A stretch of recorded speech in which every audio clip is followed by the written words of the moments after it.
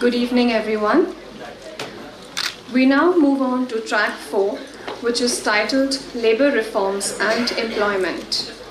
This track focuses on the impact of labor acts on the changing dynamics of employment, wage flexibility, income change, and women participation in labor force. The knowledge partner of this track is Indian Council for Research on International Economic Relations, ICRIAR, New Delhi. I would like to thank Dr. Kathuria and ICRIAR for being a knowledge partner. I welcome the chair for the track, Dr. Rajat Kathuria, eminent speakers, Dr. K.R. Shyam Sundar, Dr. Rahul Sakkal, Dr. Jaiveer Singh, and Dr. Aditya Bhattacharya.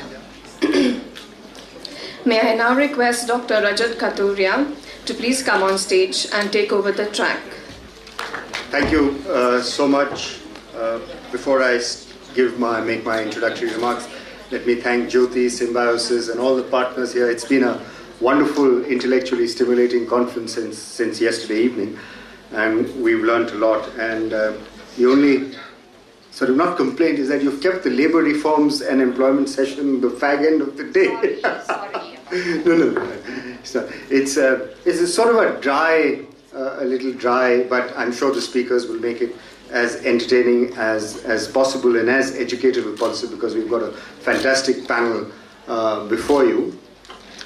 Just a few comments, and I think a lot of the things have already been said, especially Martin, when he was giving his keynote, he sort of said everything that I had thought I would say on this session on labor laws, employment, female labor force participation, income generation. I just want to set the context and make a couple of points, which is that the session is labor reform, and it also looks at flexibility in the same breath. When you talk about labor reform, you're talking about flexibility, and then impact on employment.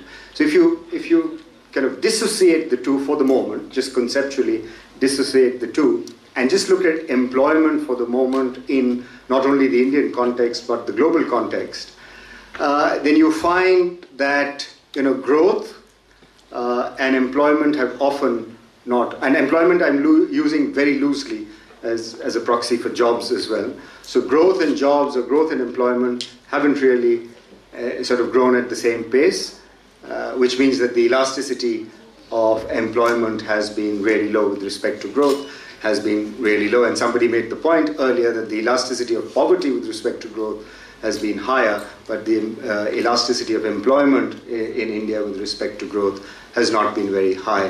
And that's been sort of characterized in various ways as jobless growth. And so if you look at the structural transformation from agriculture to manufacturing to services, unfortunately there's nothing beyond services. So you have only these three sectors, so you can't go beyond services.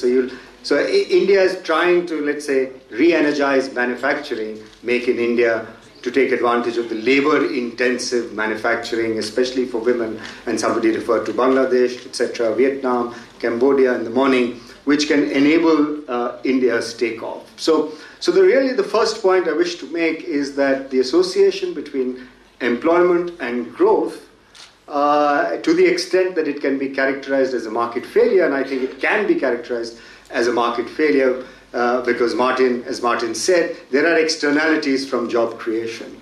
And those externalities can be both in terms of income generated and also in terms of the social impacts, the social cohesion that employment generates. So if you characterize it in this way, then maybe you can say that there is a market failure and therefore government intervention. Now the intervention can be in terms of pro-growth policies, or it can be in terms of pro-employment policies.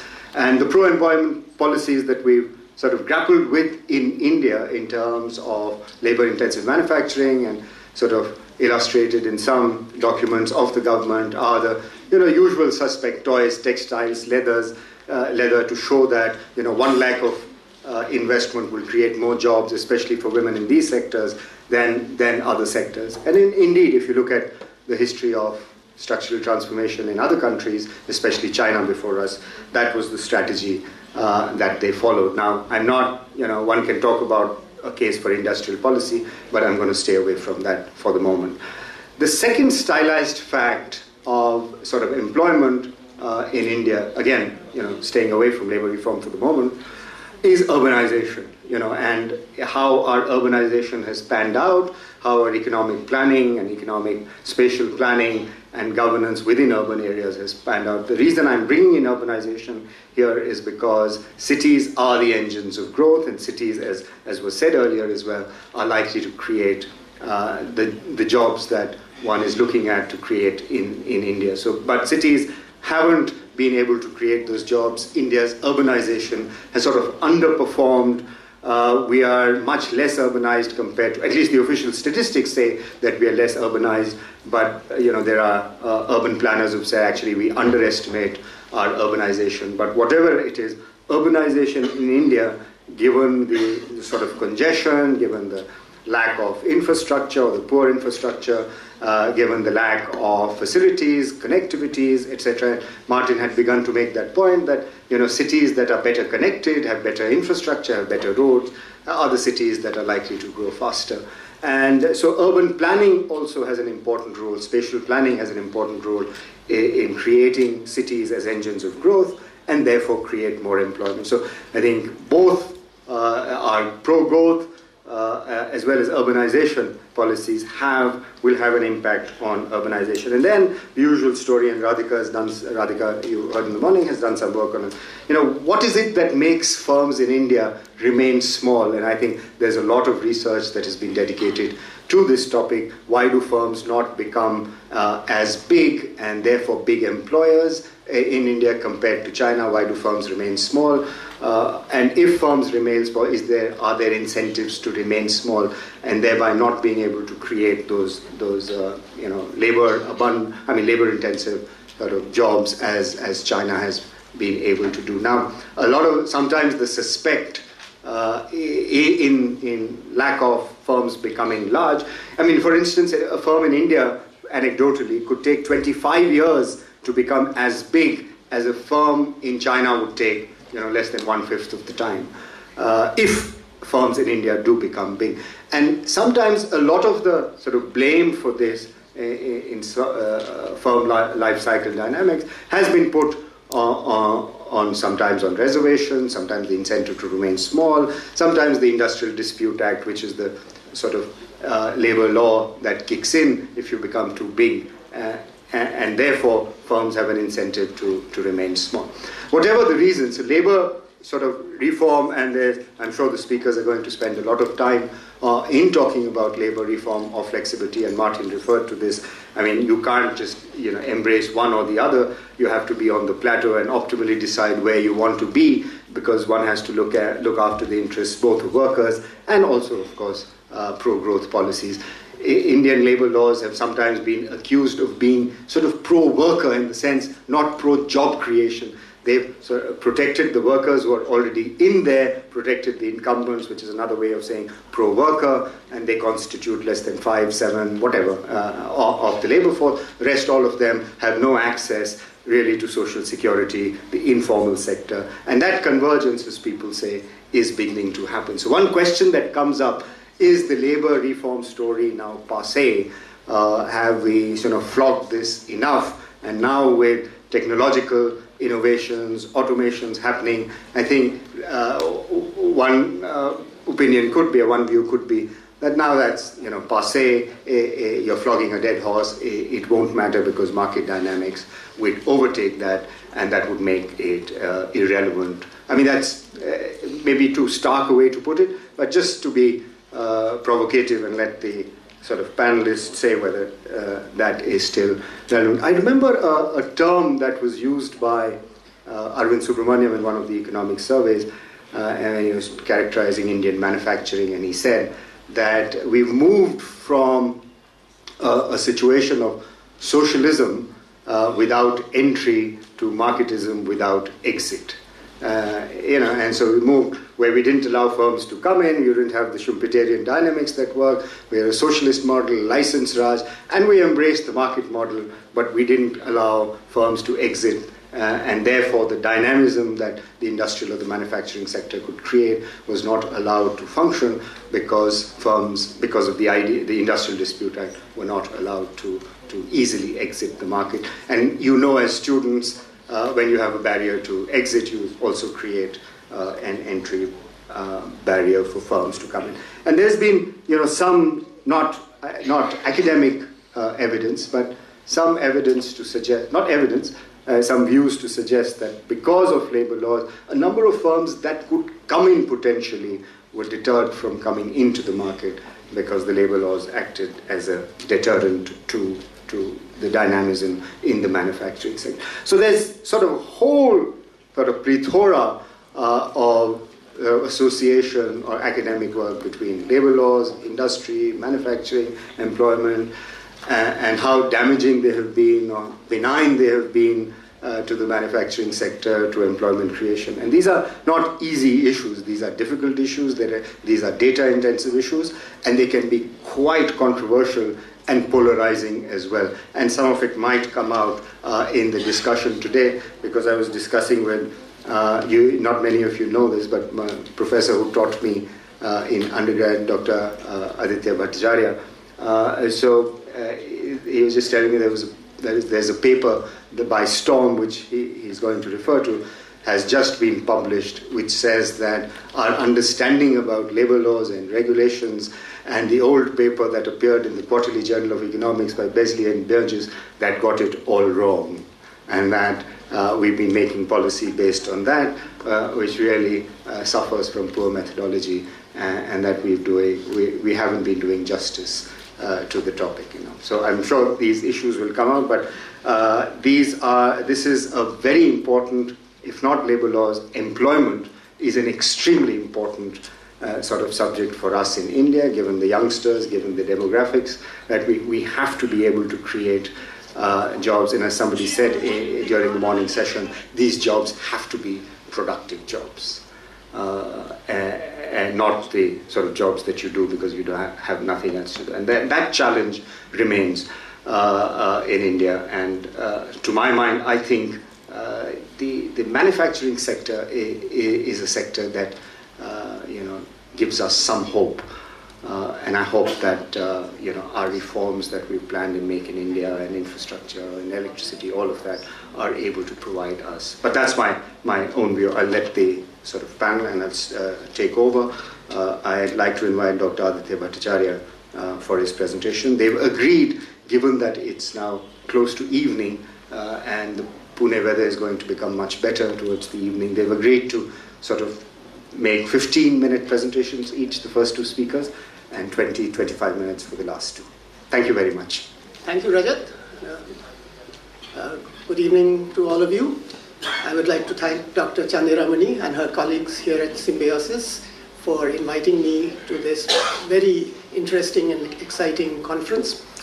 It's my first visit to Symbiosis, and it's really amazing to see this spectacular campus and the superb organization that has gone on behind the scenes. It has been a very intense and educative 1.5 days already, and as the chairman said, it's a tough job for the speakers in the last session of the day to keep the audience engaged. Maybe the topic doesn't sound as exciting as employment statistics, which has been hitting the headlines and primetime news for the last several weeks. But even after that excitement dies down, the issue of labor market regulation or deregulation, as the current dominant philosophy is trying to project it, is going to remain a very vital issue. And that is what we have been charged with talking about. And I hope my fellow panelists and I can keep the attention of the audience even after this full day's discussion. Actually, Rajat has taken away my punchline with the reference to a paper which has just come out a few days ago, but I have kept that on the last slide, and it's even punchier than what he mentioned, so just wait for that. So I presume I was invited to this conference because of something I wrote many years ago in 2006, criticizing this paper by Besley and Burgess and some of the other literature that used that index. And that has been really my only claim to be any kind of labor economist. So I'm really an accidental labor economist. And it is thanks to Professor Alak Sharma's journal, Indian Journal of Labor Economics, which agreed to publish that paper, which has become my most highly cited paper, although it does not contain a single regression or a single equation, which is what you need to get published in economics nowadays. I've published other papers which have those characteristics, but they have not created even a tiny fraction of the reaction that that paper has drawn. So thanks to Professor Sharma for that. What I'm presenting today is a long overdue update of that paper, because much else has happened both on the ground and in the economics literature, proceeding by and large along the same lines, that is, using that same Besley and Burgess index with some tweaking here and there to explain, or claiming to explain, a wide variety of bad effects that overprotective labor laws have had on Indian industry. So first, for those of you who are not familiar, this doesn't seem to be working. Oh, that one, okay. Those of you who are not familiar with the Besley and Burgess index, here's a quick summary.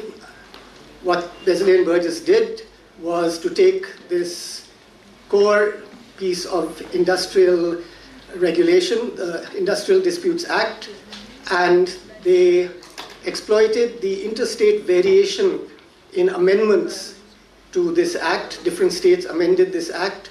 Some of them made it more pro-worker, some of them made it more pro-employer, and they sat down, collected all the 113 state amendments that had been made between 1958 and 1992, and gave them a score of +1 for pro-worker, -1 for pro-employer, and kept it 0 for those states that either did not change it or made changes that were neutral as between workers and employers.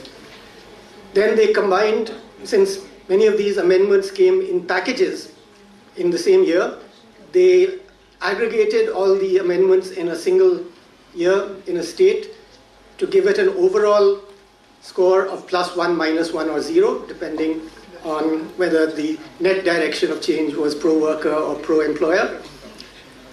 And then they constructed this index by cumulating these +1s and -1s. So a state could be +1 with, in 1 year, then a few years later, another set of pro-worker amendments made it jump to +2, to +3, and so on. Or going in the opposite direction, it could go to -1, -2. No state actually reversed course to the extent that a positive score became a negative score.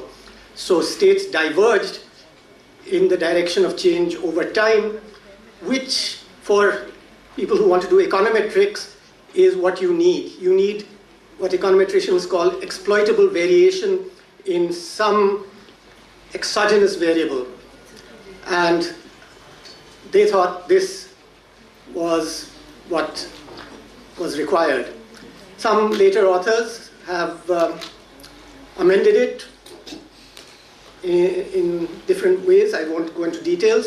What I'm going to talk about now should be coming out as a working paper from my department in a week or two.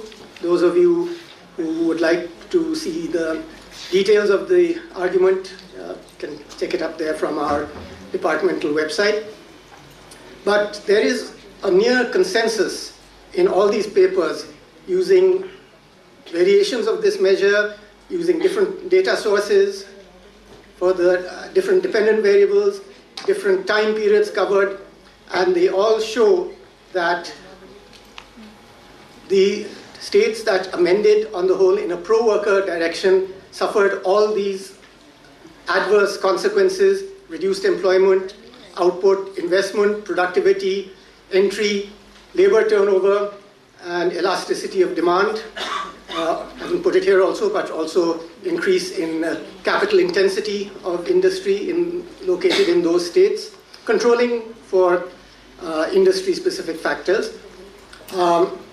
It also, as we all know, and from our earlier tracks, there's been a growing trend towards outsourcing employment to labor contractors rather than hiring them directly in the factory, which would bring them under the protective coverage of the Industrial Disputes Act. It's diverted output and allegedly diverted output and employment to the unorganized or informal sector, which was the theme of the preceding track. It has encouraged labor unrest and indiscipline and reduced the pace of poverty alleviation.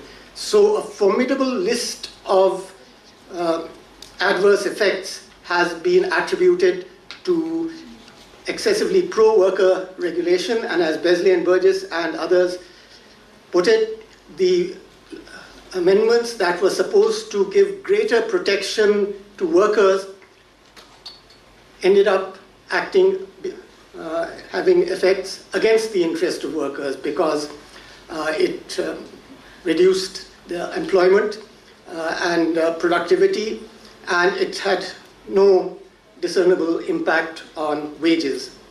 Whereas the states that had amended in a supposedly anti-worker and pro-employer direction, that's the mirror image of all this, had very favorable outcomes, including more favorable outcomes for workers. Now, in my old paper, and much more strongly in my new and forthcoming paper, I have challenged this body of literature, questioning both the measurement in terms of this index and the econometric analysis which employs it as an exogenous variable to supposedly explain all these adverse effects. So let me quickly run through some of these criticisms, and once again the details are in the forthcoming paper for those of you who are not familiar with the earlier paper.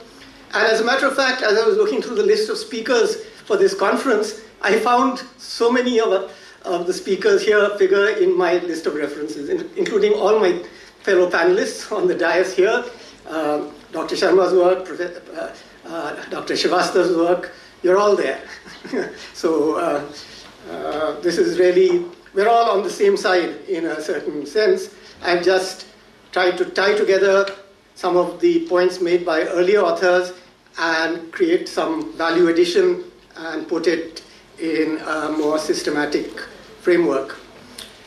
All right, so in terms of the measurement problems, I have challenged, all these dozens of papers that have used the index have never referred back to the text of the Industrial Disputes Act, which these people are supposed to have read so closely and given the scores of +1, -1.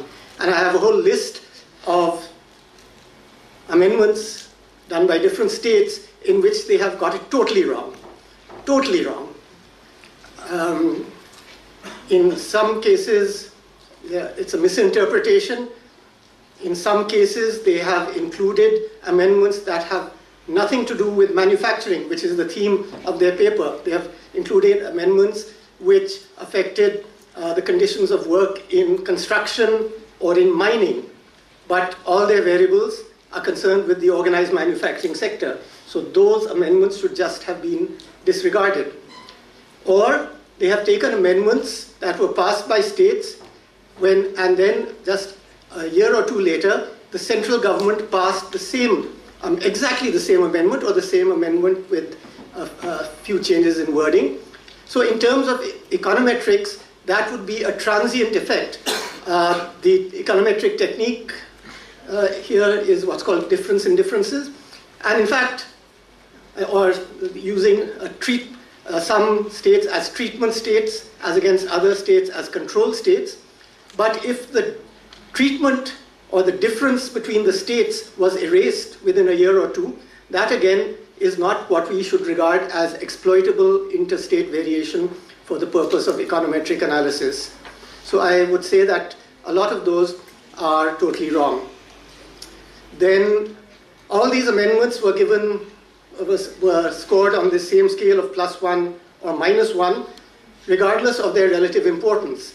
So the really important pro-worker amendments, like amendments to the infamous Chapter 5B of the Industrial Disputes Act, which requires government permission to be sought before a factory can retrench, lay off, or close down.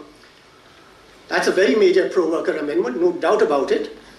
That is given a +1 score, but very minor amendments, procedural amendments, such as really ridiculous one in 1969, Gujarat passed an amendment which required factories to have some joint worker management councils, and said there will be a fine of 50 rupees on a factory that does not comply with this. That was also given us an equivalent score. So these scores being given for very, very different kinds of amendments and then aggregated across all amendments, I think makes this overall index fairly meaningless. And on the basis of such amendments, it turns out that in the Besley and Burgess paper, Gujarat and Maharashtra were pro-worker states, something casual observers of the Indian scene know is not the case. And Kerala turned out to be a pro-employer state. Well, that must be news to both the government and the workers of Kerala, that they are pro-employer. A few later authors, especially Rana Hassan of the Asian Development Bank, who's written many, many, many papers with his modified index, and many co-authors, have changed the coding of these states, but not the overall Besley-Burgess index. And a systematic review of all the 113 amendments show that the key amendments affecting Chapter 5 of the Act were very few. Only 15 out of the 113 amendments concerned Chapter 5, and many of these were either miscoded or irrelevant. And so it would be totally wrong to say that this index is measuring labor market flexibility or employment protection or firing costs, which is how many of the subsequent authors have interpreted it. They have all said pro-worker means, pro-worker classification means excessive employment protection, restrictions on flexibility, and one paper actually in the title says firing costs in Indian manufacturing or something, published in a highly reputed journal. But in fact, this index is really using the tail to wag the dog. The tail is the few amendments that concern Chapter 5. The dog is the entire set of amendments incorporated in this index. And so this would be a completely erroneous interpretation. That being as it may, a few econometric issues, since I'm addressing predominantly econometric economists conference. I'm not an econometrician myself, and I had to really learn some of the intricacies to comment on this and discuss it with my colleagues. But there are some very basic errors they make in both Besley and Burgess and the subsequent authors. This is just a sample of those errors.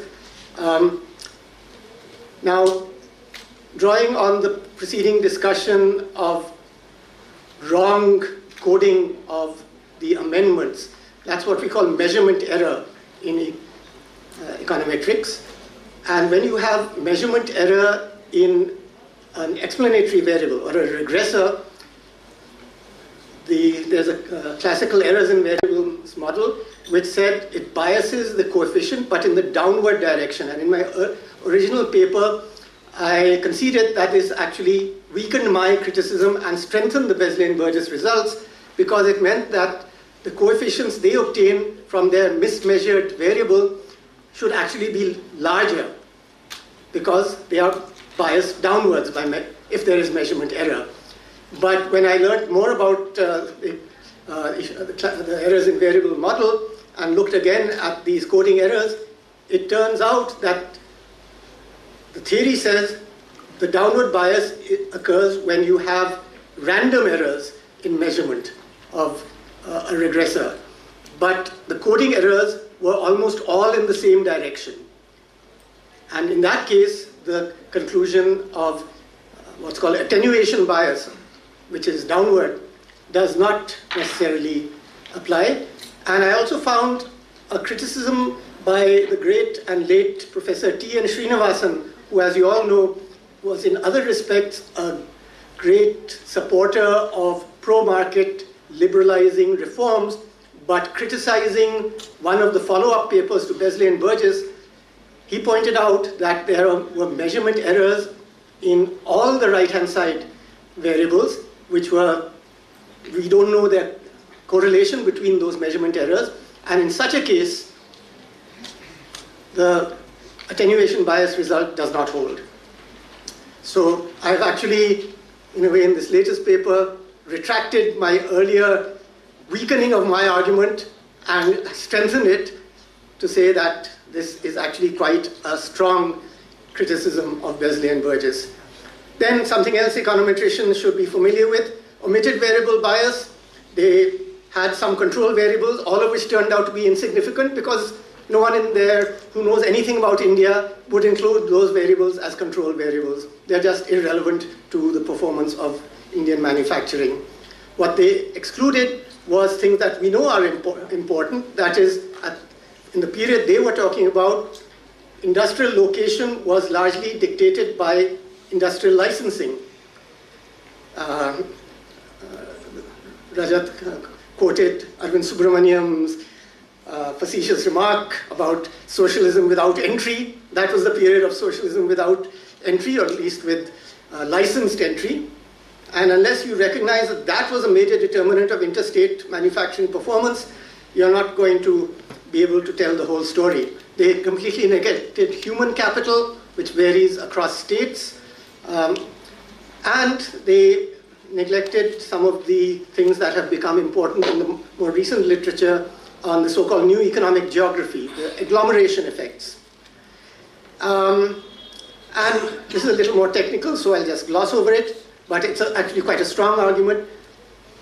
Besley and Burgess themselves showed that their results totally disappeared when they included state-specific time trends.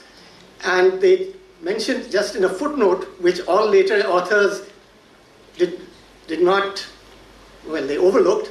Besley and Burgess themselves said, what does this show? It shows that we cannot rule out the possibility that the trends in manufacturing output prior to our data period were important in the subsequent pattern of manufacturing development. So none of the later authors applied this logic to their own work. This is almost coming to the end. Some well-wishers, when they read my earlier article, said, well, you've said there are all these mistakes they've made in constructing their index. Why don't you do what is called replication? Try and do the same kind of analysis with what you think is a corrected index. That is the accepted econometric practice when you want to challenge a piece of research. But the problem is a corrected index, as I found, would show even less intertemporal variation, almost none in most states. So the variation that could be exploited for econometric purposes would be cross-sectional and based on amendments carried out decades ago, in the late 70s and early 80s, most of those amendments. Now, such differences between states, the NEG's new economic geography shows that these agglomeration effects are very persistent. They show what is called hysteresis, that's a term borrowed from physics. That is, a temporary change can have permanent effects that continue even after that original change is reversed. And I think the same is probably true for Indian manufacturing being concentrated in certain states.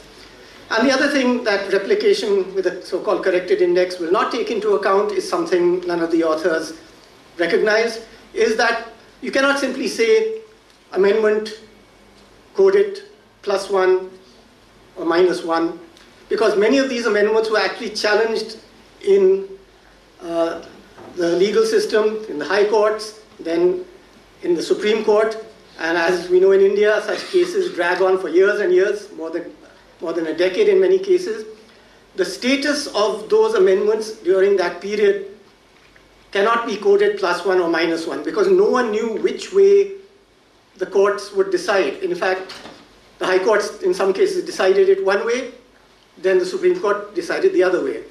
Or the state government modified the law again and corrected it. So it cannot really be decided that way. And this is where I draw on the many eminent scholars in this audience, the work they have done, Professor Srivastav, Professor Shyamsundar. There have been very few or none, just 2 amendments in the period from 1990 to 2014, but the realities on the ground have changed dramatically against workers in all these ways. I won't, since I'm probably running out of, probably overtime already, but on every front, the condition of workers has deteriorated, despite no changes in the law. So even if there was some relationship between pro-worker legislation and outcomes in manufacturing, that relationship seems to have disappeared.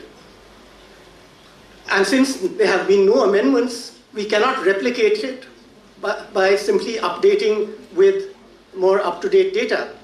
Although that's something I'm working on now to see whether that works. But I think the clinching point is, and this is something no one has mentioned so far, since 2015, 7 states, all ruled by the same ruling party, which is at the center, have actually passed amendments to the Chapter 5B of the Industrial Disputes Act, which earlier applied only to factories with at least 100 workers. They have reverted it to what used to be there until 1982 to 300 workers. So the entire so-called missing middle of factories between 100 to 300 workers has now been removed from that kind of restrictive regulation. So these amendments began in 2015, but I don't hear anyone saying there's an industrial revival in any of these states. The first 2 to make these amendments were the states of Madhya Pradesh and Rajasthan, which, as you all know, went to the polls just a few months ago. And in that election campaign, if there had been any industrial boom as a result of this pro-employer amendment, it would have certainly been boasted about by the then incumbent ruling parties. We cannot do any hardcore econometrics until the ASI data becomes available. It's only just come out for 2016-17, so there's probably not enough time to show up on the ground. But as and when it does, I doubt very much that it's going to show any of the desirable effects. So this entire kind of bashing of supposedly excessively pro-worker legislation, supposedly in the name of workers, the people who are doing this portray themselves as champions of the working class, saying that it is pro-worker regulation that is harming workers. So we should scrap it. But I don't think that's how it works. So I thank you all for your patience. I'm really looking, because as I said, I've just produced a draft working paper. Before I submit it for publication somewhere, I really would like to hear from the many experts in this conference. This conference has come at just the right time for me while revising this paper, and also from the students, because sometimes people with no background ask the most penetrating questions which even experts don't predict. And as I said, I keep the punchline for the last, but Rajat stole half the punchline, mentioning this recent paper by Storm. Oops, where's it gone? I need that last page. Yeah, oops. Yes. There's a Dutch economist, Servaas Storm. I don't know him at all. Someone mentioned his paper to me a few days ago. And when I read it, he's really torn Besley and Burgess apart, both in their econometrics, far more technically than I could have, and their microeconomic theory, far more than I could have. And he's got the right kind of name. He's really going to create a storm. And the title of his paper is what Rajat didn't give away, so I've put it there. He calls it the bogus paper that gutted workers' rights. Not something that's not the kind of language most academics would use. I certainly wouldn't. But I think he got so provoked that he said, I'm going to call a spade a spade.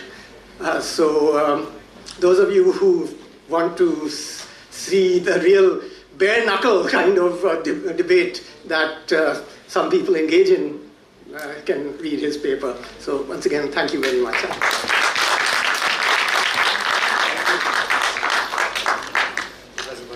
was most interesting. The paper could have been called Can you give a mic there? R.I.P. Besley Burgess.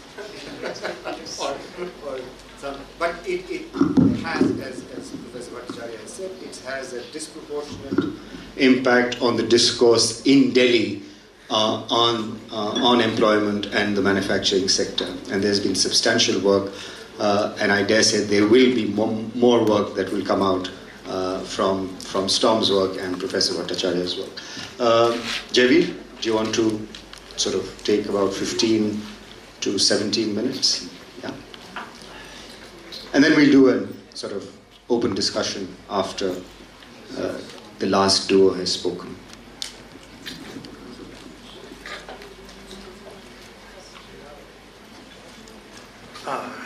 Let me begin by thanking Jyoti for inviting me over, and this has been a most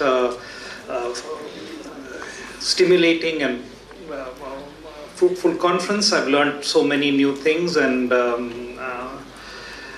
so coming back to what I have to say, I don't have a presentation up. Given the topic and the issues that are involved, I decided to actually do a fairly polemical, I'm going to indulge in a polemical exercise over here. Now, I have 4 points. The first point is where I always like to begin this sort of conversation. Just imagine a number line which has all of India's working population. And as we all know, and that imagination really, it's a good starting point, because it's just about, and I'm being liberally over here, it's just about 10% over here, which is referred to as the formal sector. These are the ones, or these are the workers who are covered by the impugned labor laws that we talk about. And in addition to that, Dr. Rama earlier in the day put up a slide in which he had these various labor laws, and you could see the main sort of the main thing behind them, that they're all associated with thresholds. And these thresholds are become the sort of the main focus, if you like, of labor laws. The reforms that have taken place, have actually taken place. Aditya, his own work has shown that all these things that Besley and Burgess and all these guys said that this has happened and that has happened, it's not really. What has really happened are, to me, two things. One is in recent time, these thresholds have been played around with. So in the blessed states of Rajasthan, Gujarat and Madhya Pradesh, the thresholds for the Factories Act have moved. The Industrial Disputes Act have moved, and also for the Contract Labor Act. So what this movement of these thresholds has done is that it's pushed more and more workers outside the pale of these laws. In addition to this, and I have written extensively about this, a series of Supreme Court judgments, particularly the judgment associated with which is referred to as the Steel Authority judgment, they have ensured that if you have contract labor working and the government department comes in and abolishes that labor, then you are, as an employer, have no obligation to employ that labor. So that labor just sort of, has nowhere to go. After that judgment, you don't even need any econometrics and stuff, you just have to plot it. You will see an enormous jump in contract labor. I'm hoping one of these days I'll get the time and energy and whatever to be able to bring this out more fully. So it's not just a Steel Authority judgment, there are a whole series of judgments, and we don't have too much time for me to start expounding on these judgments. But that's another place through which the formal laws are increasingly taken away even from this sort of 10%. So the substance of this reform is to push more and more workers outside the pale of any law. A second point that I want to make is that most academic work, and particularly academic work that comes out of published in Western journals, which are at least a starting point of it, Fallon and Lucas way back, and of course Besley and Burgess and so on and so forth, work with a model of the labor market, and we have to spell out what is the content of this model. It's a very simple, straightforward model. I think they're all assuming that it's a perfect market, perfect in various kinds of ways, except for the restrictive labor law which is in place. So that restrictive labor law, which does not allow you to quote-unquote fire workers, forces employers to carry large stocks of labor. And those large stocks cannot be divested in a cyclical downturn. So all this stuff is it's bad for efficiency. It is also bad for the workers as a group. Aditya, was talking about that, and that's how the polemic, that's how the rhetoric, whatever, has really grown. So it's bad for workers because you're constricting the demand for workers. So therefore, a pro-employer state and whatever, not a pro-worker state, will is sort of increasing the demand for labor. In this, then, a kind of normative formulation comes into being, that there's always an equity efficiency trade-off. That's the mindset. That if you are going to be nice to workers in some kind of a way, you are not only privileging a small group and thinking about equity in that sense, but you are sacrificing efficiency. we take off our perfect competition, undergraduate economics sort of thing, and take on a discourse which takes law seriously, then we are, at least in some sort of a way, obliged to make a gesture towards institutional economics, and at least the idea that where if law is to have an efficient presence in some kind of a way, then it must be so because there is some kind of transaction costs. It, in a sense, by definition, then the labor market cannot be the perfect textbook competitive market. It needs to be something different or something if law is supposed to have a point out there. And there are many ways we can approach this, and the one that I would like to quickly suggest here is my third point, which is to suggest that let's pick up on Coase's the work on the firm, and basically the work in which he said that, where he questioned what are the boundaries of that firm.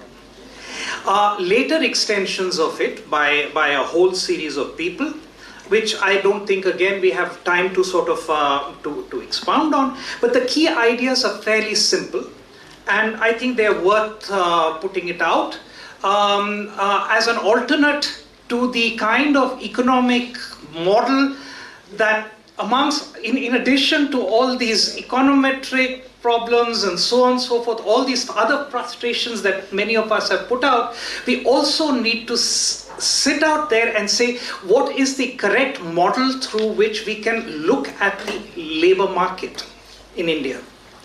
And it has to be a little richer. And the incomplete contract idea, which comes out of this thing, is a candidate. I mean, I hazard it out as a candidate in some sense. So the key idea there is that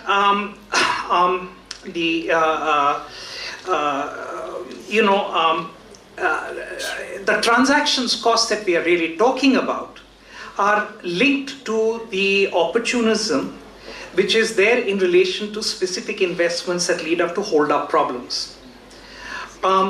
So ex-ante contracts often cannot be written up because of the infeasibility of writing out such incomplete contracts. So that if you want your worker to have, or the worker basically decide that I'm going to do this kind of education because you will then give me a job later, or so on and so forth, those kinds of contracts are almost impossible, right? So the what you do is then your investment, a human capital investment in a specific relationship is not there because you don't anticipate, or you cannot make that thing. Now, this is where institutions become important, and labor law has an extremely important role to play, because ex post, it allows for some kind of long-term relationship to be present, to be available to you. And this is something which I think we have missed out enormously in various kinds of ways. Some of the discussions we had earlier in the day point towards it, even in the informal labor markets. There is a way in which I will invest in a job, or I will undergo education if I am assured a little later that I will be able to sort of not be reneged on in some kind of a sense, so that there is always a hazard in a particular kind of a way. An employer can quit, or rather, employees, can quit when an employer is invested in them, and similarly, employers can throw you out as you approach something like retirement. Right? So, in a certain sense, this incomplete contracts model asks for some kind of tenure. And without the incentive of that tenure, a lot of ex-ante previous investment in human capital is not there. Which leads to my fourth point, which I will quickly break up into part A and part B. In qualitative work that I have done and is published as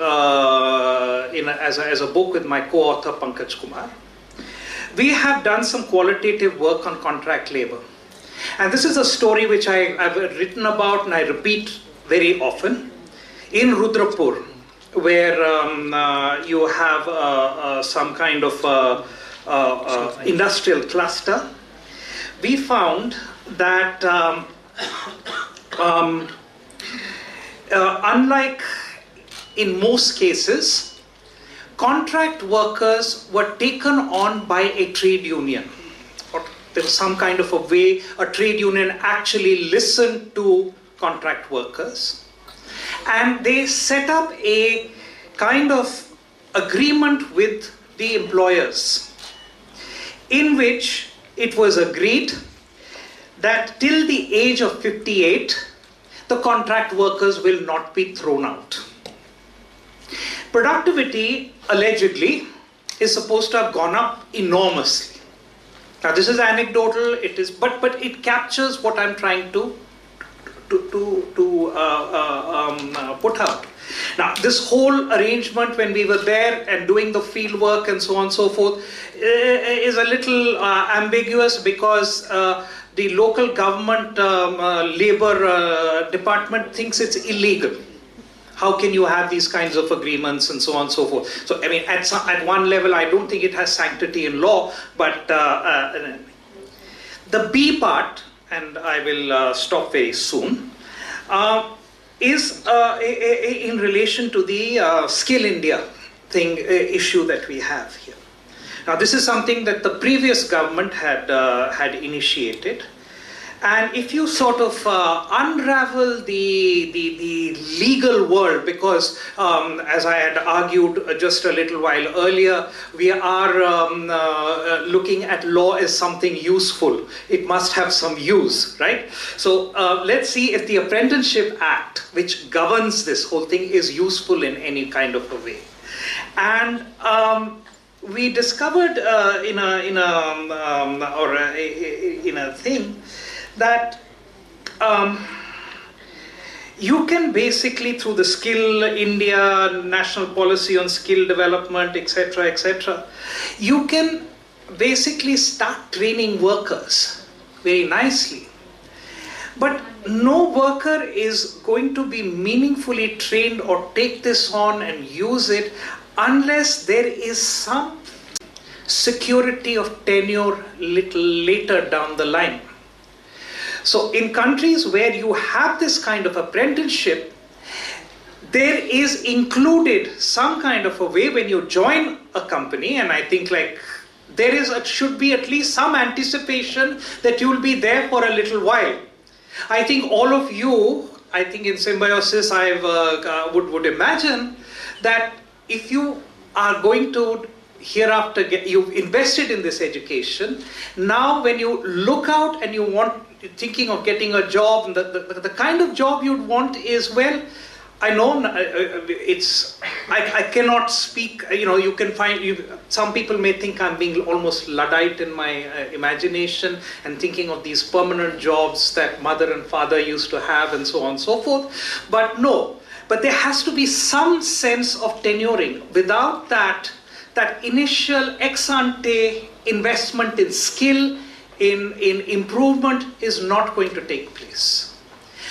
So there is a way in which I think our emphasis is being on the wrong model, and that's the polemic I really want to put out. Have some of these visions that we have, I think we need the right model, and that model says quite the opposite of flexibility and so on and so forth.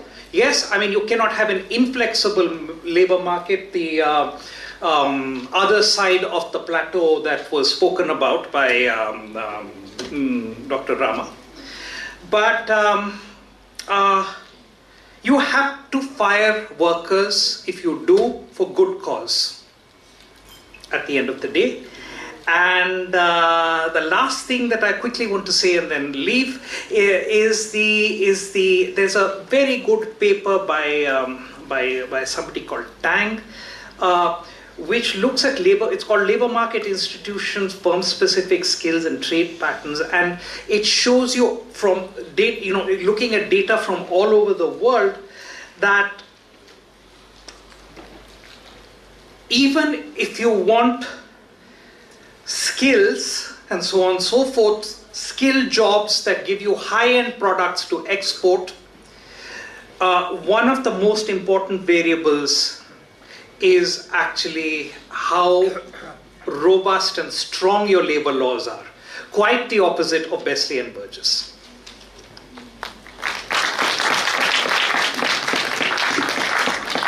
Thank you, JV. There's a lot of interesting points which I think we'll come back in the discussion. One issue that I wish you to think about and maybe address, Javier, is you spoke about individuals underinvesting in skills because of lack of security of tenure, and so unable to capture the returns from the investment that they are making. We've also found that firms are willing to give some sort of a tenure to workers they are willing to skill, but we find, at least not more than anecdotally in case studies, that firms are also unwilling to invest in skills while offering some sort, not permanency, but security of tenure to the worker. So we'll park that thought with you and invite Professor Shamsundar and Rahul for their presentation.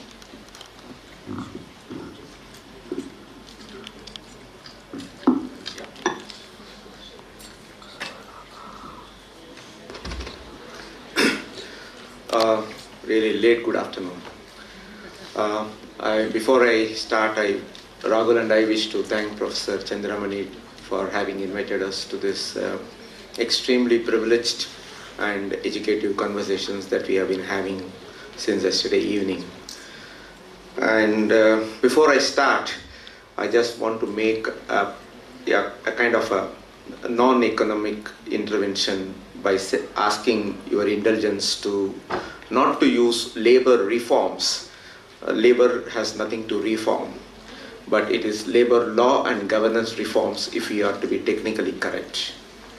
So now this slide is only to be a warm-up slide, that we all know the classic neoclassical argument which says that employment protection laws typically lead to unemployment and less employment generation, and thereby there is a call for extensive labor law reforms so that employment investment will come in, employment generation will take place.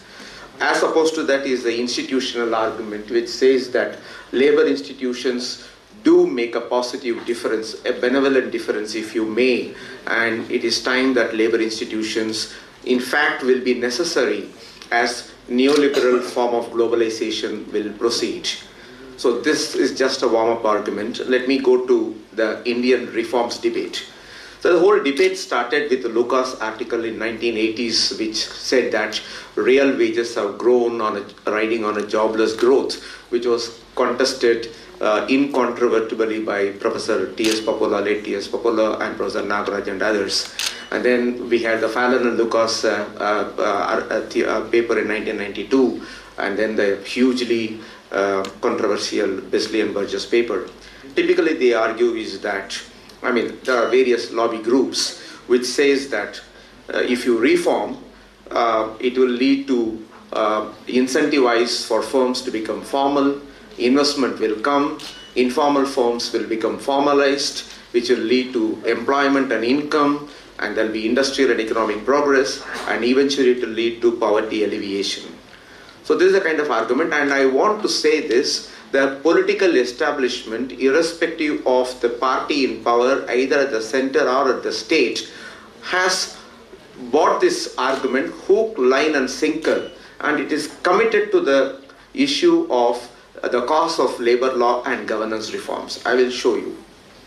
Now, broadly, how can I classify the labor law and governance reforms?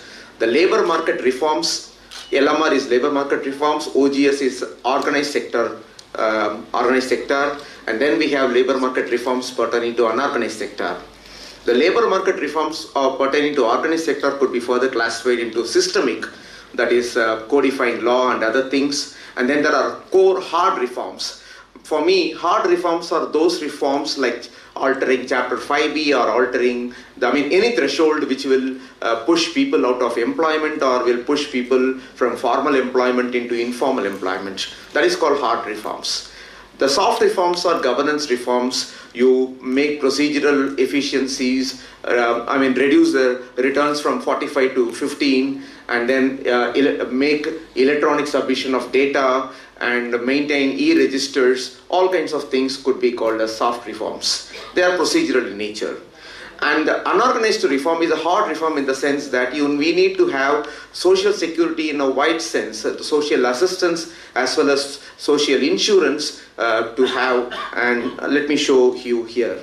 Now this is, as you can see, the labor law reforms which are systemic and core, there are two types of reforms, one pertaining to employers, the other pertains to workers or trade unions, and those pertaining to employer further classified into procedural and substantive, and similar for the workers. And then when we look at the procedural, the size threshold of various acts have been changed, which Professor J.V. Singh referred to. And the substantive ones are the labor and wage flexibility, which are hard reforms. And the workers, procedural reforms would be to extend the wage threshold so that more and more workers will be covered under an act, say ESI Act or EPF Act and so on and so forth. And substantive ones will be raising the minimum wages. For example, the trade union movement has been consistently arguing for a meaningful minimum wage based on the ILC norms and the Supreme Court judgment in Reptacos, which the Central Pay Commission, 7th Pay Commission pegged it at 18,000, whereas the trade unions have said that it could be even 21 to 25,000. But recently we have this report on the minimum wage, and it has pegged it at 375 rupees per day. So these are the substantive reforms. And those with governance, removing inspection in terms of self-certification or third-party accreditation or randomized inspection or procedural reforms that I spoke to are this. So this is a kind of a functional classification which could be helpful in further analysis. To us, Varshney had made a very critical distinction that product market reforms like the capital market reforms or the trade reforms are elitist in nature, whereas the labor law reforms are mass politics because they have political costs. The political government could become unpopular. So whenever the labor law reforms are talked about, there arises massive labor mobilization. And there is a strong voice and wider mobilization. 18 countrywide strikes have taken place from 1992 to 2019. Recently we had the strike in January 2019. So, and also we have this unorganized sector workers have been protesting, BD workers, domestic workers, all kinds of workers have been protesting for social security and various forms of government intervention. And we also have been having micro-level strikes, and several CEOs and vice presidents of human resource management have been killed or even butchered. So what kind of a political economy that it has led to? The reform strategy is that at the central level, the central government said that we are not going to do any hard labor law reform by amending Chapter 5B or making any or doing anything that would invite huge political cost. So soft reforms, yes, we will do that. The NDA government or the UPA government have introduced a number of soft reforms which are procedural in nature. And what they have done is that they have done two things which are very important for us to understand. They have shifted the reform mandate from the central government to the state government. So that is why we have the state governments. 9 state governments have amended Chapter 5B and made it applicable from 100 firms, establishments employing 100 workers or more to 300 workers or more. And also the Contract Labor Act and the Factories Act, all these acts have been amended to narrow the threshold of application. So the hard reforms are being shifted onto the state governments primarily because the noise levels are lower at the regional level, and the political dynamics, political complexities at the regional level are far more complex than at the central level. At the central level, we have all the parties and all the trade unions coming together. But can you imagine in Maharashtra, Shiv Sena and Communist Party coming together and making a protest? So it's a regional political economy kind of a model. And what they have done it very importantly, I teach in XLRI and I teach human resource management students. Many of the reforms have taken place at the firm level, which I'm going to concentrate on. So there are a lot of reforms that have taken place at the firm level. For example, many companies, well-established companies like Tata Steel, Mahindra, Tata Motors have reduced the share of permanent workers in the total workers in various ways. And they have increased simultaneously the share of temporary workers, fixed-term workers, contract workers, non-statutory trainees. There are two kinds of trainees in the labor market. Those who are statutory trainees, that is, they are registered under the Apprenticeship Act, and those who are non-statutory trainees for long periods of time. This is typical in automobile firms. And the range of non-permanent workers is from 1/3 even to 100%. And outsourcing and build a domestic supply chain or a part of a global supply chain and be a part of, it has gone even to the home-based workers. And that is why you have these own account enterprises in the manufacturing sector, as Professor Jimo Looney pointed out. And then permanent short-term contract workers. The firm employs workers for less than 240 days. Fire them, re-engage them after a break of 2 days in order to avoid the claims of permanency under the ID Act. And forcing voluntary retirement, early separation schemes, it becomes a threat. Now look, we are going to really partially shut down or partial closure will take place. The severance package, VRS package that I'm giving you is very attractive. And there is a very ordinary movie on Netflix, Up in the Air, where you can see all these things. And in fact, they have engaged professionals to do this hardcore job. And we roll out HR managers who are asked to do this hard task. And then they have also, for example, the Pune company, Recold, what they did was they retrenched the workers so that the size of the workers will come from more than 100 to less than 100. And they did not include, there's a very legal question. I particularly wish Professor Jaivir Singh and Professor Aditya Bhattacharya take note of it.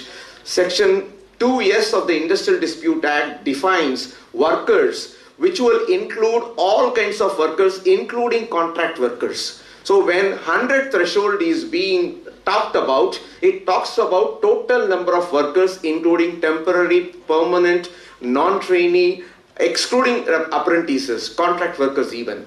So the record firm it has been hauled up in the court. So there is a huge amount of Labor Department collusion in this. And there are a number of things which you can all see that I have given, but mainly in Pune particularly, my focus of field study is in Pune. Apprentices, trainees, NEEM, National Employment Enhancement Mission, which was created by the central government. These people perform the task of regular workers. And now there is a litigation pending Shramik Ekta Mahasangh, which belongs to Pune, has filed a public interest litigation in Bombay High Court, and the case is being heard against many employees in Pune. And there is a domestic flying geese pattern. The government offers backward area industrialization subsidies, and the firms avail them. It's for a period of 5 years. Once the subsidy is over, they relocate the firm. So this is a kind of a domestic flying geese pattern that takes place. And union busting avoidance, I need hardly to. So what is the dynamics? So there is a sly reform that has been taking place. The Labour Department typically turns the other side when violations and all kinds of things take place. And what happens is that once a particular arrangement becomes institutionalized, then the government, what does it do? It does reverse reform strategy. For example, I will give you examples.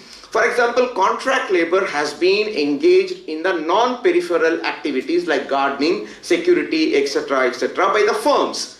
Now, what the government does is that government allows the firms to do this and then formalizes in the form of a law or a notification. What I call it as reverse reform strategy. Now, all econometric exercises will not capture these kinds of political economy strategies that take place, the sly reform, and you allow the firms to implement all the reforms and then introduce formally a notification which econometrics will see. For example, 2018 is a fixed term employment according to econometric. Years before 2018 will read 0 and 2018 always will read as 1. But fixed term employment has been in vogue from 2003 to 2018 in most of the firms, and it gets formalized in 2018. So you actually do a wrong thing in your quantitative macroeconometric exercises. So that is the point I just wanted to make. And then there is a reform of non-action or sluggishness. In other words, many of the statutory tripartite boards, minimum wage revision, according to the Minimum Wage Act, the minimum wages must be revised once in 5 years at least. But whereas the special allowance, the DNS allowance will get revised every 6 months. The best thing that most state governments do, I have documented all this in the International Labour Organization reports, most of the governments do not reconstitute the boards or renew the tenure of the boards, thereby the minimum wages are not revised as regularly as they should have. As a result, you are introducing a kind of flexibility in the system by this institutional sluggishness or institutional non-action.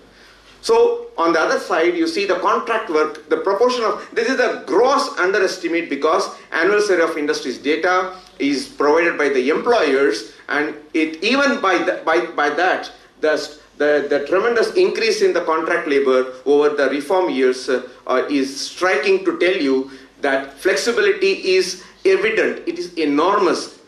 And then there are, again,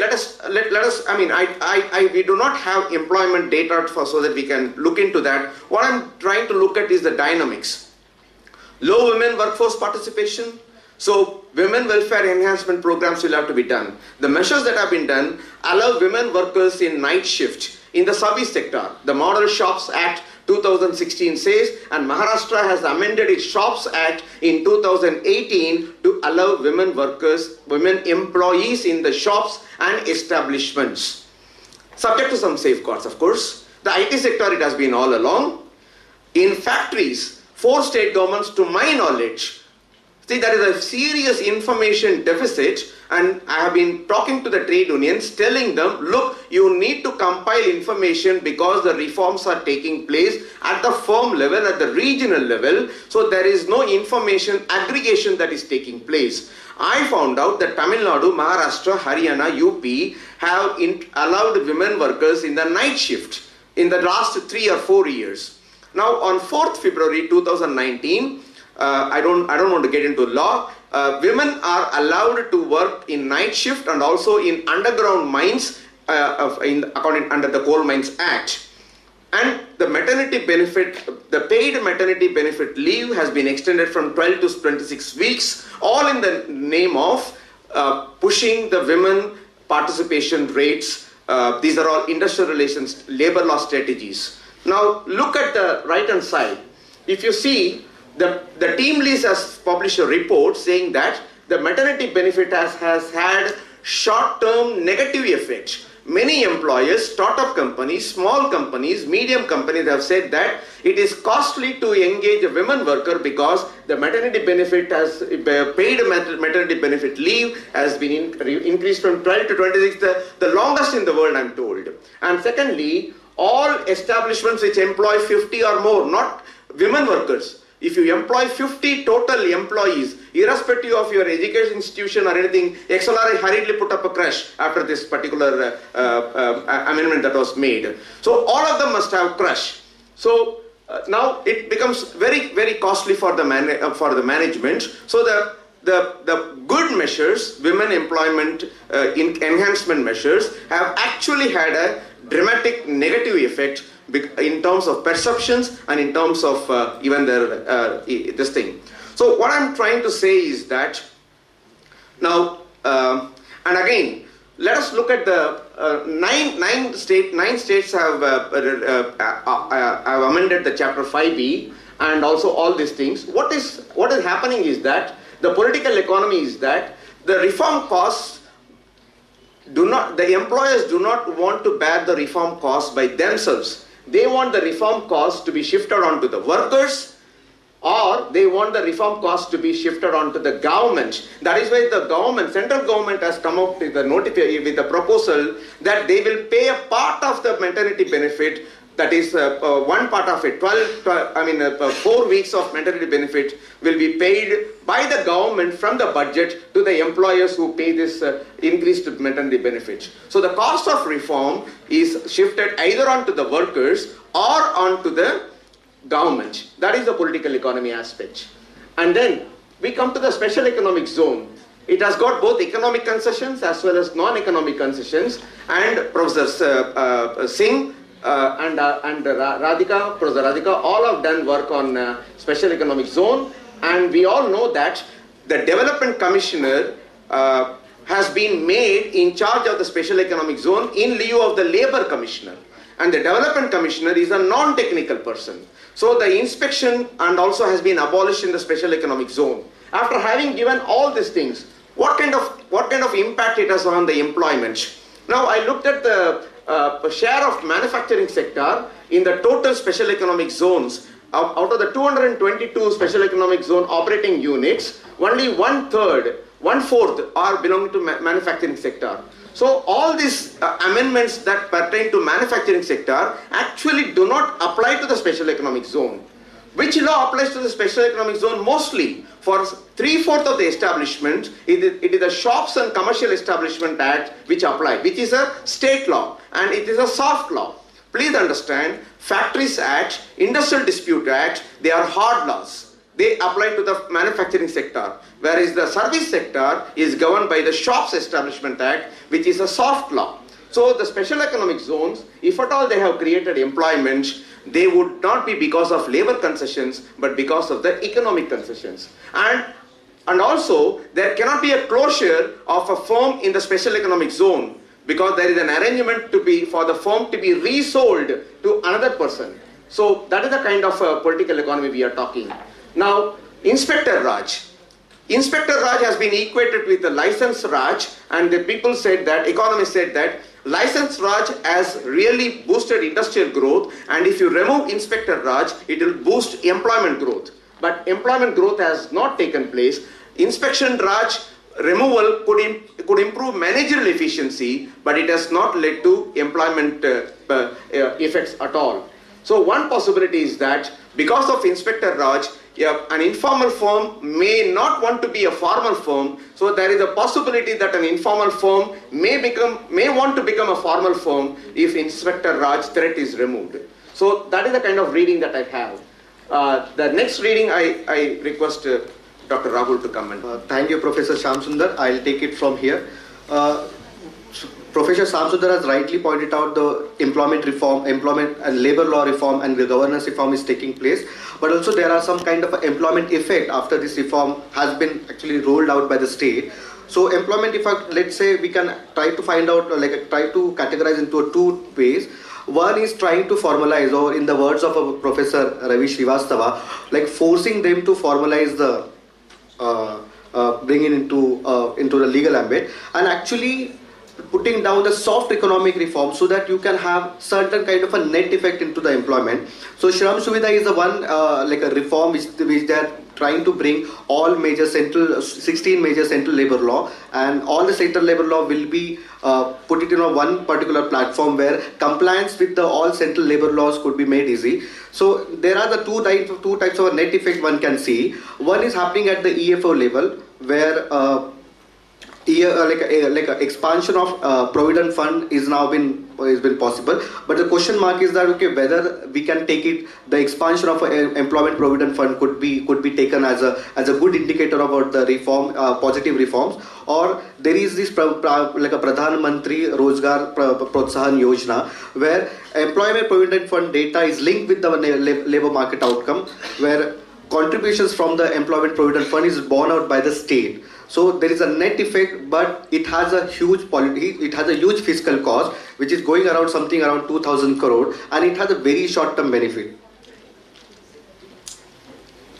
Let's play around with the payroll data, what it has actually given. In the last 18 months, they have published the payroll data. You will see the net employment effect and its growth rate. It shows that it is indicating, because these are the net effect, net employment reported by the first company which has submitted their fresh ECR, electronic compliance report, and every quarter you will see that there is some kind of a sharp increase. But I would like to highlight you on a three particular note when you use this employment related data. One is about, look at the bar on November 2017, then March 2018, and November 2018. This period you will see a peak rate, means highest growth into a net employment reported by the EFR data for two particular reasons. One, you have a compliance with the Shram Suvidha which happens every quarterly, and second, GST compliance make the firms to file these returns, and that's how this employment generation data goes up. So political, or maybe the cyclicity of the data indicate that the the data reported by the EPFO is not a good indicator to take into account that employment generation is taking place. Now, how many establishments are actually reporting, how many new establishments are reporting the payroll data according to the EFFO? Like you will see over a period of time, there is a gradual decline of a total number of new firms are actually reporting or maybe submitting their ECR to the government, and you will see there is a drastic decline over a period of time. It means the reform laid down by the government to increase the purview of EPFO is not really benefiting the firms, and that's why the first time companies who are reporting ECR is actually going down. Now look at if the new companies are actually existing and they are reporting the new net average, like a new employment which is generated. So what I did, okay, I have calculated the average impact of these new companies who are reporting, and what is the average size of the net employment. On an average, the new company is saying 112 new employment has been created in their firm, and that's the way the overall trend period you will see in this figure. But again, you will notice that November 17, March 15, and November 18, these are the peak period where the reported figures have gone up, and this is also period where the GST returns and the Shram Suvidha returns has actually gone up. So we should be very careful while interpreting this data. Now, so what does it really matter? So labor reforms, doing with the hard data or the soft data. When we actually plotted down the employment threshold effect, we have found out that contractualization is taking place heavily, but look at the threshold of 100 and look at the threshold of 300, still reported by the employer, the direct employment is very high. And this also indicates that somewhere there is a regulatory bite on the employer, where the reporting, they are actually making it very stringent. This is also one point where report only talk into account only contractor reports, not the apprenticeship. That's why the contract figures are also very limited and very restrictedly from there. If you look into your right hand side completely, as the factory threshold size increases, goes from 10,000 worker, more and more contractual workers are employed. Again, like we will also divide the states between the rigid states and like a non-rigid states. Why the labor law, the pro-labor law, pro-worker reform is very important. We took the average wage differential, average real wage differential between these two states. We found out that if the states are located into a most rigid states, which has a pro-worker labor reform, the real wage difference between the contract worker and the regular worker is minimum. And that's why you require the strong labor law which supports the worker, so that the wage difference between the two categories of workers is very minimal, and collective bargaining is really promoted. So that's the first kind of a sign you will see if you have a pro-worker regime. This is very important, which I think Professor Aditya Bhattacharya also is talking about. Let's play around with the threshold effect. You will see ASI 14-15 data. If you increase the threshold from, let's say, from 99 to 300, and that's what the 7 governments are actually going to do, we will see almost like 41%, there will be an increase in the employment, and almost 60% of the almost 6% of the increase in the number of factories which are working. So what does it indicate? It indicates that the political, like a marginal cost of reform is little higher than the benefit. But if you increase the threshold, let's say to 1,000, then it has a positive impact on the employment than the number of firms. So it shows that if you increase the threshold, at one hand it has an impact on the employment, but also the impact is greater than the impact on the total number of firms. And if you look at the parallels with the economic census also, majority of the firms are located into, and they are very small firms located into, they're having the employment size of less than 10, and almost 94% of the contribution comes from the manufacturing sector. This is the World Bank perception data. If these reforms are very important, and we are discussing like in the next 3 days, and since last so many years we are discussing about the labor reform really matters to us. World Bank says that only 5% of the reported firms perceive the labor reform is a major constraint, but for them other constraints are there, like access to finance and the corruption. These are the perceived firms. So my next question comes: if the firms in the labor-intensive sectors finds compliance with the labor law is an onerous one, then it leads to 2 further questions. Why the World Bank reports other factors are more onerous than the labor regulations? And second one, procedural reforms have been pursued aggressively, then why we are not taking into account the reform which is taking place, or neglection we are taking place into a labor administration point of view, where the labor inspector size is actually decreasing. So it is not only about the labor, like a de jure labor law which is there in the section 5B, but also de facto who enforce those laws, that also matters. Unless or until we take into this composite effect, the true pictures about the labor regulations could not be seen. So that's the one part. 33% companies report that that hiring labor cost is a major obstacle as compared to the capitalist reform. But I think Radhika's papers and my papers, we have really contended this view, where even contract worker share is very high in the capital intensive sectors. And if the 14% firms reports that the terminating employee is a major cause, an obstacle as compared to the capitalist sector, I think that's not the case. Now I'll give it back to the Professor Shyam Sundar so that he can sum up the impact of labor reform. So, if there are final nails, if any, required, the government spokesperson themselves have said that amendment of Chapter 5B in Rajasthan has not led to significant inflows of capital into Rajasthan post that amendment. This was given by the Labour Secretary. Again, the study by V.V. Giri National Labour Institute also said that the labour law reforms that have been undertaken at the state level have not led to the intended benefits that are there. Now what I'm quickly going to say is that I'm going to pose some riddles. These are the ongoing work.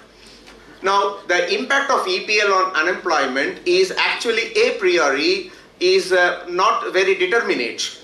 During upswings, higher firing costs discourage hiring, but during downswings, the same rigid laws prevent firing. So the net impact on the unemployment stock is indeterminate. This is puzzle number 1. Puzzle number 2, reforms for formal sector will not work due to fear opposition, and reforms for unorganized sector, that is universal minimum wage and social security, will not happen due to fiscal implications and virtual impossibility of implementation. So status quo remains. Puzzle number 3, the expected benefits of labor market reforms are much less certain than those that will be derived from product market reforms, so there is a policy ambiguity. So labor market reforms is a non-starter. Puzzle number 5, 4 or 5, I think there is an arithmetical issue. Labor reforms must be radical enough to incentivize employment expansion, which is not politically acceptable.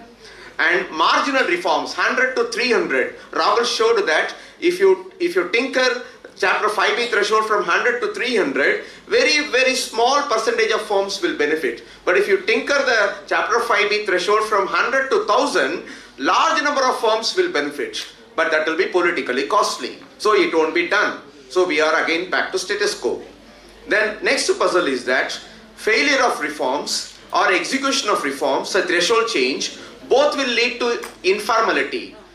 And lastly, given the preponderance of very small and mostly own account enterprises, how meaningful and effective are labor law reforms? These are the puzzles I leave with you. Thank you very much. Thank you. So we have about 10 minutes to 7. Let me try and sort of summarize what I thought was the main conclusions from all 3 or 4 speakers, which sort of flies in the face of at least the neoclassical accepted wisdom that economists had come to agree, which is that one of the factors that is constraining employment growth in the country, or job growth for the country, were the rigid and onerous labor market laws or rules. And what we've seen today, and of course through a lot of research before as well, and some of them, as Professor Shamsundar said, are sitting in the audience as well, was that this was a particularly constraining factor for employment growth. In fact, I remember when I joined ICRIER, and this was in the late noughties, around 2008, we had a delegation from Japan that had come to us. And Japanese investment at that time was at its minimal, and Korean investment had picked up. And they wanted to use ICRIER as a platform to lobby for hire and fire. And you ask them, what is one thing that you would want the government of India to do for you? And they would say, we want what they called an exit policy. But over time, I think they've dropped that demand, and today, I don't think exit policy is as important to them in today's engagement with the Indian economy as it was then. But I think as researchers, and as one of the outcomes of this discussion, really is also a riddle in some sense. If labor market reform is not going to give you a bang for the buck in terms of jobs and employment, where do we look?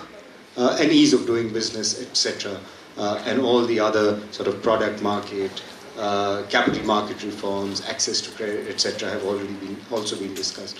But this, as I said in my opening remarks as well, is sort of an existential challenge for our economy.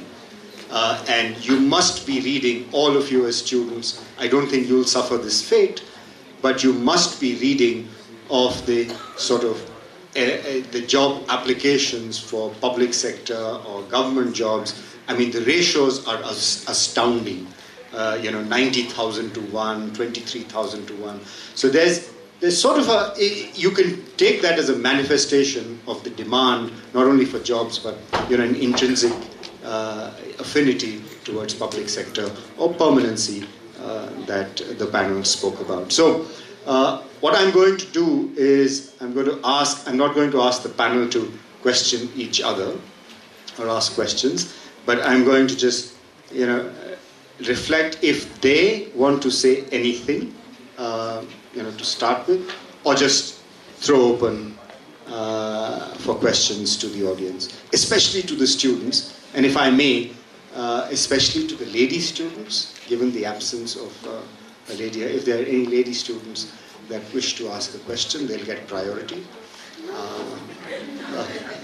Come on, we're soon going to break, so questions?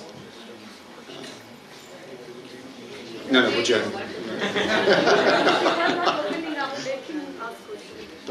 No? Okay, well, I guess. Radhika, you had a question? Okay.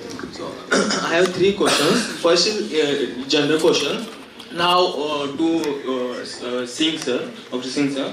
So, our society has moved from manufacturer society to informator society. Now we have a concept called digital labor. Like, they are contributing to revenue, but they are not getting paid or little bit paid. So now, which kind of new regulation should be in place for this kind of labor? And second and third question are connected to each other. Like, the argument against labor reform is that they increase the cost of having labor. But literature review suggests that the wages are not increasing. Nagaraj finds that the real wages are stagnated enough. So if you add transaction cost to that, is the having labor really costly? And adding to that question, the literature solving the Lucas puzzle suggests that capital has also cost. So if capital has also cost, but still firms are accumulating capital, but if they are not hiring labor, then why this is happening? Okay, thank you. I think there are several questions there, but I'm tempted to collect a few more, if you like, and then we'll come back to the panel. Yes. Other questions? Yeah. Thank you. Absolutely fascinating presentations. And I think the key point that came out in the first 2 presentations was really how difficult it is to quantify and create some sort of index to capture this labor market rigidity and actually classify states into pro-worker, pro-employer, and of course we've all, and I myself have been a victim of using those indices. And one of the things that was pointed out by Professor Bhattacharjee and Jaiveer as well was that very often there is an amendment, but then it's disputed in court, and then Jaiveer, you mentioned about how there are several cases, court judgments which have affected the nature in which contract workers would be hired. So of course there are, caveats, and it's very difficult in creating these kind of indices. But from the perspective of, doing empirical research, how, what do you think is the way forward? That we can actually, do some kind of econometric exercises to refute the sort of results that we see coming out of, the Besley-Burgess paper. I mean, how do we create an alternative index that can actually capture, de facto flexibility or inflexibility and not just de jure? The other question is really that when we're having this conversation about workers' rights, if standard employer-employee relationships are getting eroded, who really is a worker? I mean, we have, how do we define what a worker is? And then finally, Professor Bhattacharjee, your last slide was very interesting, where you point to how real wages have stagnated. We've actually not seen investment pick up, not seen much growth in manufacturing employment, despite the fact that there not having been any pro-worker amendments over the course of the last 2 years. So then what do you think, if it's not labor regulations, then what is it that is really driven all of this? Thank you. Okay, thank you. Let me, start the other way and go to Professor Shamsundar and Rahul. If you have any responses to any of the questions that were raised. Yeah. You have a mic there. With respect to his questions, okay, why the labor, anyway the firms are actually absorbing all the capital, but labor, it's not about the wage. You will see wage share has actually gone up. It's almost like a 10% in the last 20 years, but the profit share is 45% if you look at their gross value addition. But when you talk about the labor has a constituency. It is a political constituency, and which comes with a lot of political cost. So when you decide to retrench, for instance, last year, L&T retrenched their 14,000 unskilled workforce, and it is really huge cost. Then L&T is one of the plant, they got threatened. So if you see the labor as a political constituency, then their dismissal cost becomes the huge tension for the firm. And that's why the labor is become as a dynamic factor of productions. It has a lot of implications for the existence of the firm. So when you see labor as a dynamic factors and everything. With respect to, can I also respond to Radhika? Like we really, like Radhika, we really studied like this, how to codify this legal institution. So we use jury metrics and leximetrics to really understand, because so far in my paper also I've been rightly pointed out that okay, simply looking into the amendments into like a black letters is not going to create a sense of rigidity in the mind of a employer. Like recently I've been collecting data about the judicial quality index, and there simply taking the data from the judges are not going to solve the problem. You need to see how those laws are translated into a field. So unless until you will see whether the enforcing capacity of the court or enforcing capacity of the labor inspector is there, then only you will see a parallel. One such exercise has been done by the Dickens, where he has codified all the enforcement part and the de jure part, de facto part in 7 indicators, and then he has created this composite index. So one approach is that okay, we need to see how the laws are translated into a practice, and I can suggest you there are two people who have done these things. Like one is me, and then another is Vidya Sundarajan. She has done it. So that's the one way you can capture. Yeah, thank you. Okay, Devi. Do you have a mic? Yeah, right. Let me sort of get to Radhika's question, because it's and follow up from what Rahul was saying. You know, this is where I think, in addition to all the other things that we've said about Bestian purchase, I think we've been over-determined by that paper and the idea that when you're looking at labor law, we must necessarily look for that index or that thing which is going to capture the, like, and that's the way you're understanding the presence of the law. One route is indeed what Rahul is saying, and if you, I'm just thinking back to the conference that we went to together in May, the labor conference in Bogota. And I saw a lot of work which is done in other jurisdictions, particularly like South Africa and so on and so forth, which follow the kind of route that Rahul is talking about. So, you know, we try and get a sense of, you know, how is the law performing by looking at a very micro level and in you know, in that kind of a setting. The second way that we can do this, and this is an important thing, that how is coming. Again, I'm looking to work outside and so on and so forth. We have to look out for events. And I know Bessie and Burgess also did that, but I think it was just so poorly thought of. In addition to that, you know, as with all empirical work, you have to you know, get the sufficient variability, the whatever, that kind of thing. So I think we need to innovate a little bit over there, and I think we need to think a little bit more about this. And in the first place, and then going back to blowing my own whatever, is the how are we going to with what model are we approaching these things? What's the underlying phenomena or the complexity? So that's the only way that I can talk about it. The second thing that you said, you know, raised about who's a worker, when we are talking about worker rights, what is one precisely talking about? And I think the question from there is a version of that. That, you know, when you're talking about digital labor, now, you know, you talk about emotional labor, you know, there's many new categories of labor which people are beginning to talk about, right? I think that's what you had in mind.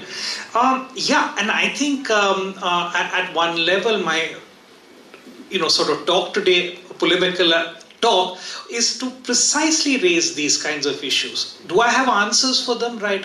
I don't know. There will have to be some kind of regulation of this as work transforms itself. So I want to, one of the points I really want to put out here is that we can't walk away from regulation at all, because the other alternatives, there's nothing there. So, these things are we're not giving sufficient thought to the, so, you said something about wages having stagnated, I really don't know about that. I mean, I couldn't get your question also properly. Yeah, but...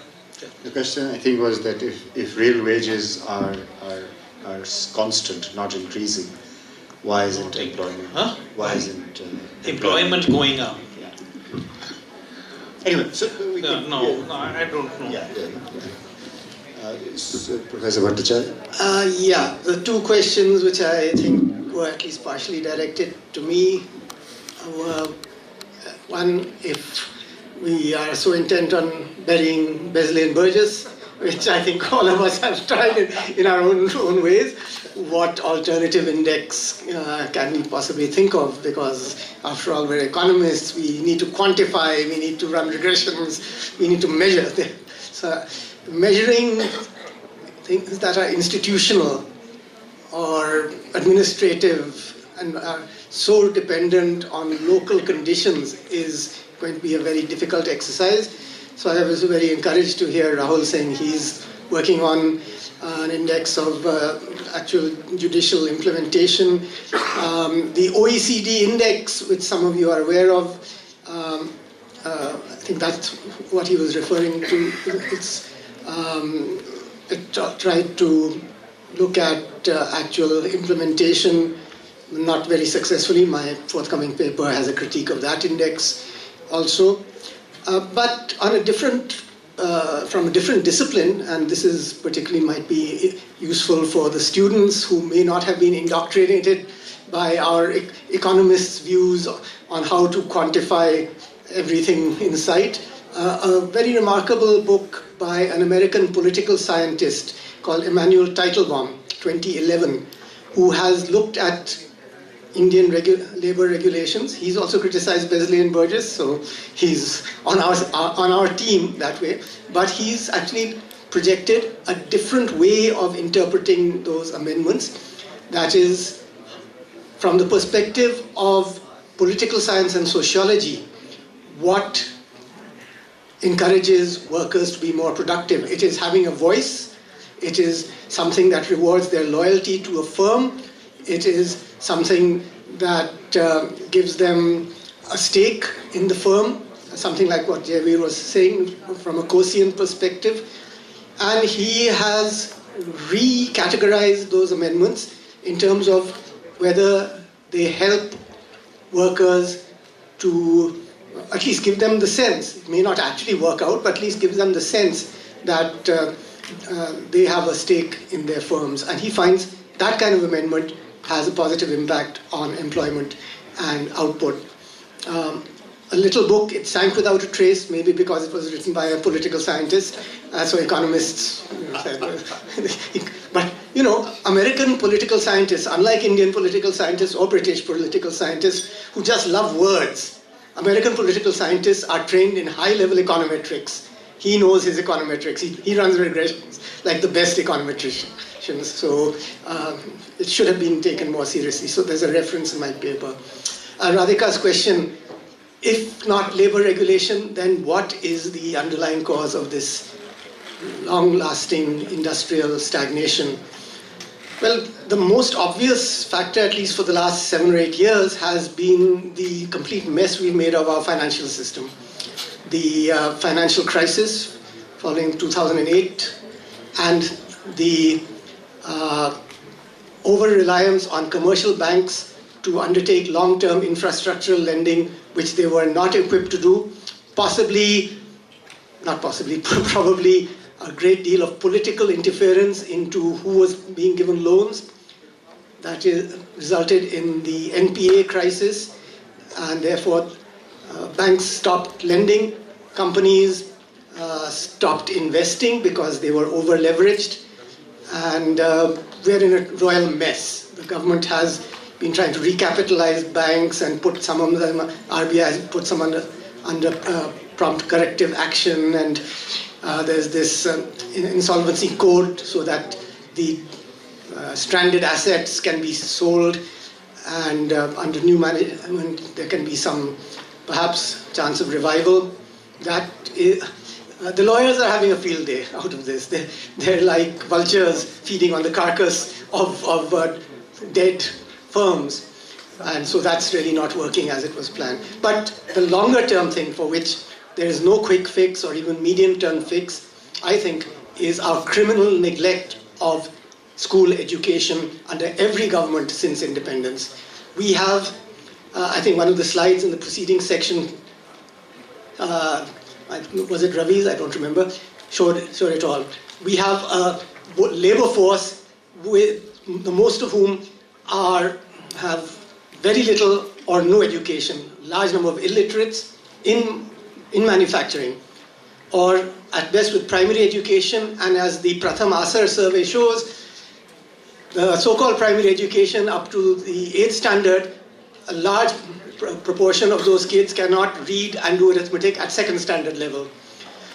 You cannot have a satisfactory manufacturing performance in the modern world, which requires some degree of technical skill. There's you can't skill these people by putting them through vocational training if they don't even have high school level qualifications. And that's something which we have neglected for decades, and it's going to take decades for us to begin to correct it. So I'm afraid I don't have any real solutions to offer, except that putting the blame on workers or overprotective labor laws is really missing the point.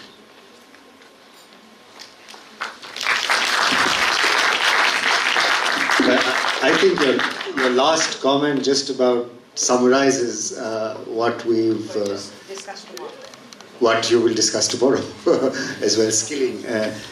But I think, this, when we started this session 45 minutes late and we're finishing about roughly 45 minutes after we started, so this is over the time we were supposed to end, so we've sort of maintained the time. But when I started this session, it was with a little bit of trepidation, also given the subject, dry labor subject.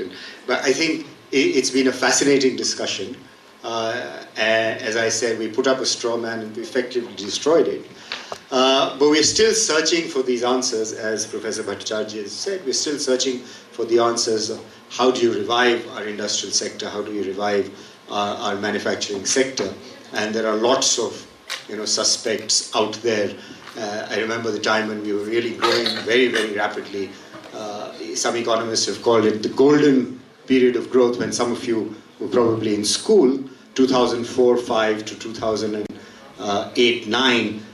Even in that period, we were unable to get the bang for the buck in terms of employment creation or job creation. And as somebody said yesterday, even our labor-intensive sectors traditionally have been more capital-intensive than our counterparts. So, traditional sectors like leather and textiles, etc., employ more capital than other countries do at similar levels. So we have used more capital.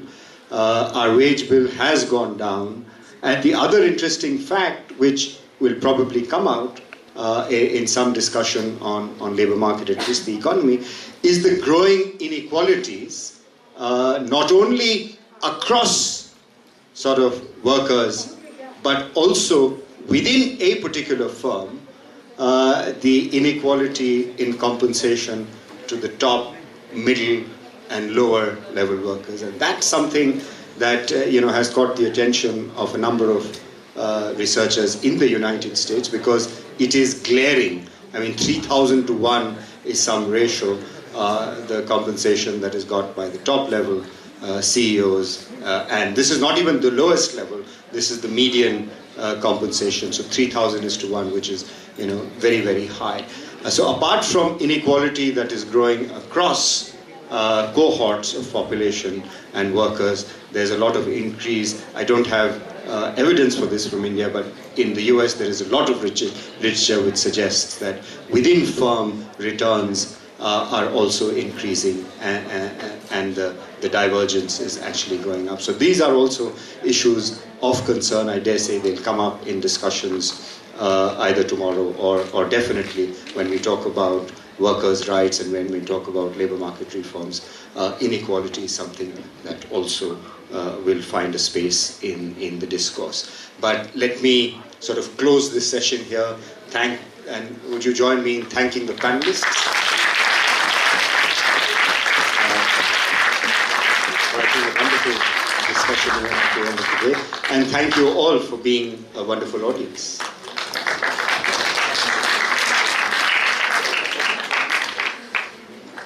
I thank each of the distinguished speakers on the panel for their knowledge-enriching contribution in the session.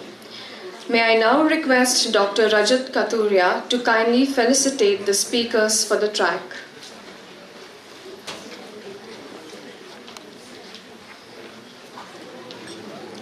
Dr. Aditya Bhattacharjia,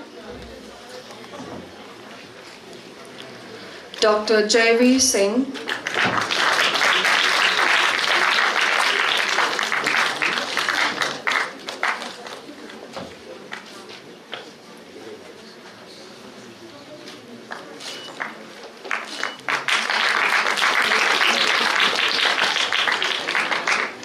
Dr. Shyam Sundar,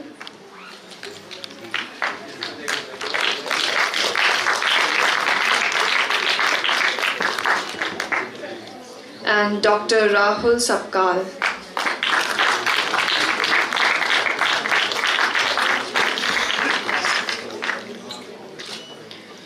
May I now request Dr. Devdilal Thakur to kindly felicitate Dr. Rajat Kathuria.